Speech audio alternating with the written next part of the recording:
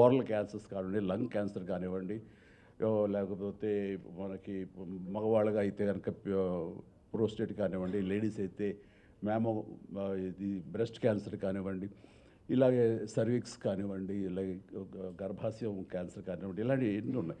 ఇవన్నీ బేసిక్గా తెలుసుకోవటానికి, టెస్టులు చేయించుకోవడానికి మన చుట్టూ ఎన్నో ఉన్నాయి. మనకి ఆ అవగాహన ఉండాలి, మనకు ఆ పుష్ ఉండాలి. మనకు రాదులే, మనం చాలా ఆరోగ్యంగా ఉన్నాం అని అనుకోవటానికి లేదు. నేను కూడా నా లైఫ్ స్టైల్ చాలా ఆరోగ్యంగానే ఉంటాను, చాలా హెల్దీ హ్యాబిట్సే ఉంటాయి. ఏది జంక్ ఫుడ్ కానీ, డీప్ ఫ్రైడ్ ఫుడ్స్ కానీ ఏమి తినను, ఎక్సర్సైజ్ చేస్తాను, అన్ని రకాలుగా ఆరోగ్యంగా ఉన్నాను, బాగున్నాను కదా, నాకేంటి అనుకోకుండా ఎందుకు మనం చేయించుకోకూడదు అని ఫస్ట్ కోలన్ టెస్ట్ చేయించుకుని కొలనోస్కోపీ చేయించుకుంటే అక్కడ అనుకోకుండా పాలిప్స్ ఉన్నాయి. ఈ పాలిప్స్ అనేది మొన్నెవరో ప్రెస్ వాళ్ళు గబుక్కుని దాన్ని రిమూవ్ చేసేసారు. నాకంటే కనుక అబ్బా క్యాన్సర్ నుంచి తప్పించుకున్నాడు, ఆ క్యాన్సర్ సర్వైవర్ అని నన్ను అన్నారు. అంటే ఆ రాసిన ఆ జర్నలిస్ట్కి అవగాహన లేదు.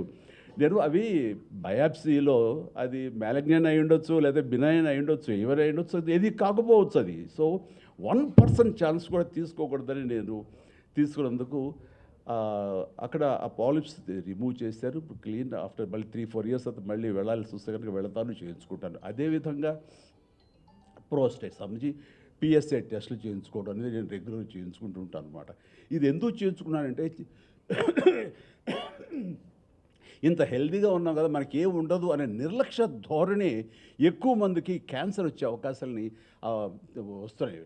అందుకని ఆ ధోరణి ఉండకూడదు. ప్రతి ఒక్కళ్ళు ఏమో ఎక్కడి నుంచి ఏమొస్తుందో తెలియదు. ఎందుకంటే నా మిత్రుడు ఏ బ్యాడ్ హ్యాబిట్స్ లేవు, చిన్ననాటి మిత్రుడు.